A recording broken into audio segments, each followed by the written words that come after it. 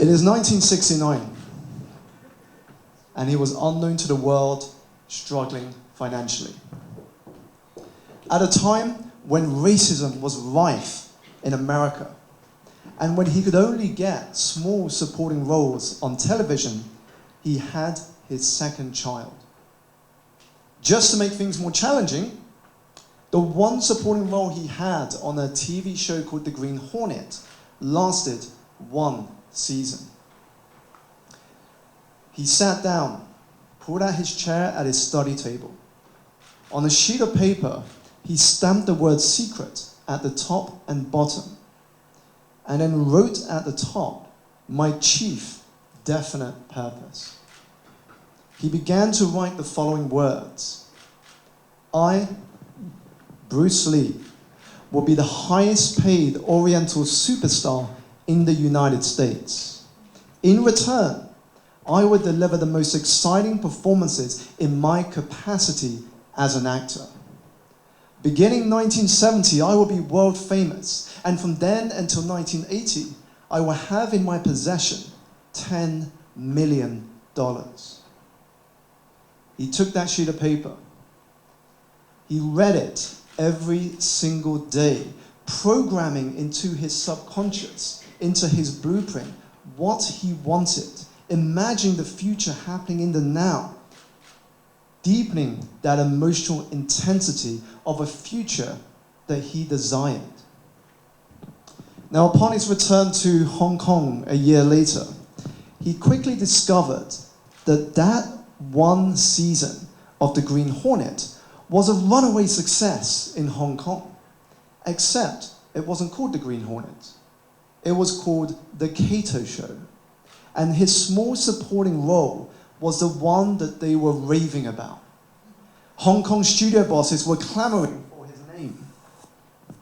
Everybody wanted him to star in his own films. And so began a slate that included Fist of Fury and The Way of the Dragon. Those two films alone contributing over $230 million at the box office. He was catapulted to stardom. Hollywood bosses eventually came calling. Warner Brothers said to him, Bruce, we want you to not only star, but to also direct your own film. We want you to bring martial arts into the world, into the public mainstream. And so he got to work, and that film became Enter the Dragon. Now, what we can take away from this is that everything that we want to accomplish begins with clarity of purpose. It begins with knowing what is your compelling and magnetic vision. This is something that I had to do. Like many of us here, we've heard stories today from the children saying, when I grow up, within the family I've been growing up in, I feel like I've got to be a doctor, a lawyer, an engineer, a banker. That was my exact experience. And so you guessed it. When I graduated from university, I started in the financial services industry, over in Canary Wharf, at what was probably the worst possible time. It was the middle of 2007, a year before the global financial crisis. And just to make things a little interesting, the company that I signed with as a graduate was Lehman Brothers, which collapsed into administration 14 months after I joined. But that experience, there is always a silver lining. That experience got me asking very similar questions to Bruce Lee when he sat down at that desk. And the questions I asked myself were, what did success look like for me? And what sort of impact did I want to have in the world?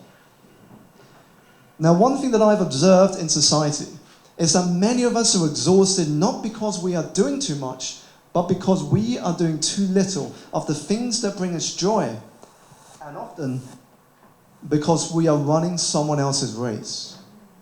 And as soon as I started to answer those questions, I saw our greatest challenge as humans. Our greatest challenge is to design a life and career around those answers. It is not easy. It is not easy. But it will be your most important and exciting journey that you will ever embark on. It is why the popular saying, that goes, the longest journey we make are the inches from our heads to our hearts, is so true. Because we tend to suppress what we truly desire.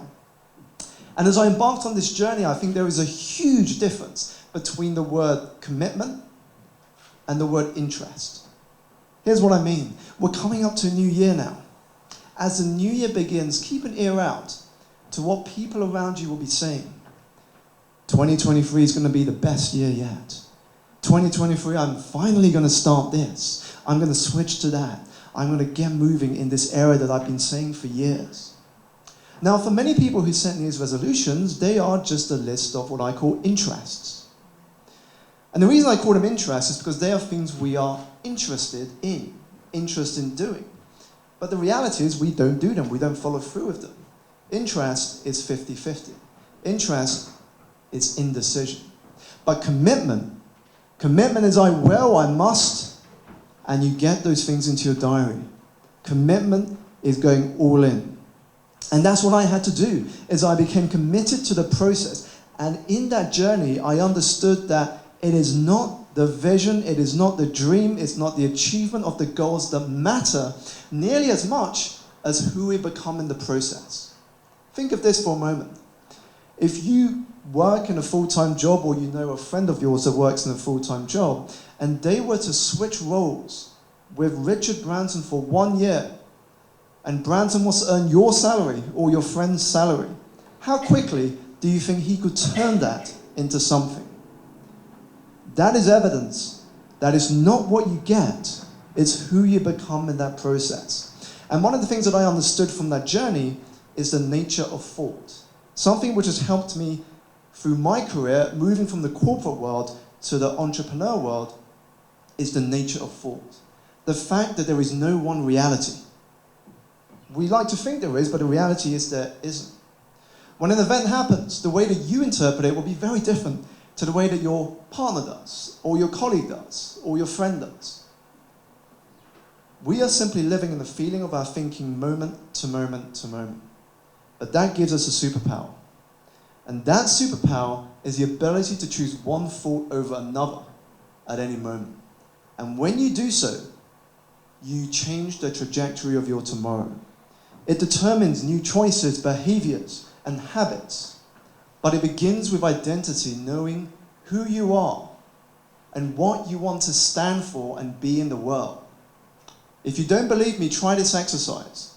Next time you go into the supermarket, see yourself for the time that you are in the supermarket as an athlete. And notice where that trolley goes. If you see yourself as an athlete, guess what? That trolley is not going to go into the junk food counter. It's going to go into the fruit and veg section. Because what happens is once you are clear on your identity, your choices are made. It becomes easy to make better habits and decisions. Now there's a word I want to throw out into the audience. You know the word paranoia. Paranoia is the feeling and belief that the world is out to get you. That for whatever reason, somebody, someone, or something is trying to sabotage your progress. Why me? Why didn't I get that promotion? Why can't I achieve that success? A better word I'm going to throw your way is pronoia. Pronoia is the opposite of paranoia. It is the belief that the universe is conspiring in your favor, that life is working for you and not against you. Now, I'm not saying this is true or not, but I'm giving you the challenge of taking on that lens and noticing what you notice when you live each day from that perspective. Because perspective is reality and reality is perspective. But to get to that point, we have to bridge the gap between ego and humility. Ego says, I know it all. Why me? Why am I not winning? Humility says, what is the lesson here? What is this trying to teach me? And when you operate from that lens, you are able to turn any challenge, setback, and failure into opportunity and fuel for your growth. There's a great conversation held between Sarah Blakely, the founder of a United States company called Spanx, and her father as she was growing up. She shared that her father would sit her down at the dinner table at the end of each week, and her father would say to her, Sarah, What have you failed at this week? Sarah was a little confused by the question. She would say when she was first asked, well, I got good grades in math, I've made the cheerleading team. She didn't know what her father was trying to get at. Her father would ask again and again and again, and when Sarah had something to share, her father would high-five her. Only when she started in the outside world to build a business did she understand what her father was trying to teach her. Her father was trying to teach her that failure is never an outcome. It is merely not trying. What her father was teaching her is that every day we have the opportunity to expand our comfort zone. We have the opportunity to try, to learn, and to come back stronger. It is building the mentality that is needed to be resilient and adaptable. And that word adaptable, it has become so important in the last few years as the world has gone through this COVID pandemic and come out of it. Those that have been able to adapt, whatever the world has thrown your way, have come out thriving. Nassim Taleb has even described this process, this journey, in a word called anti-fragile. Fragile things break under pressure. Anti-fragile things thrive or become stronger when pressure is applied. The final thing I want to share with you before I wrap up is the notion of curiosity. We all have it inside of us. There is wisdom in your curiosities. Follow them, listen to them. They may not always lead you to where you want to be, but they always lead you to where you need to be. And that is what I've been listening to a lot more. I've understood that one of the hardest things that we can do in our life is to slow down. We're so convinced that we've always got to be doing, we've always got to be moving forward to feel some level of productivity. But actually, slowing down to speed up is a very powerful act. Just think about these short anecdotes for a moment. Isaac Newton, sitting under a tree, the apple falling on his head, gravity is discovered. Archimedes lying in his bathtub, eureka, and he runs down the street naked. Thomas Edison sitting at the local lake, fishing, but with no bait, so no one, not even the fish, would disturb him. What we begin to understand is that in silence, we find the answers, the insights, and the wisdom that we are seeking. Now, I mentioned earlier that I was fortunate to get a book deal with Penguin. This happened in April 2020, which also happened to be the same month that I became a father for the first time and the world went into its first lockdown. Great life events, but not nice happening all at the same time. But when I held my daughter in my arms in the hospital ward, I was reminded of something that we often forget in the busyness of life, that we are a miracle. The fact that you and I are born is an absolute miracle of an event. Think about this for a moment. The odds of your parents deciding to have children, the odds that they could have children, the odds that your great-grandparents, your great-great-grandparents survived multiple generations of pandemics and world wars. Scientists have put the odds of us being born at 1 in over 500 trillion.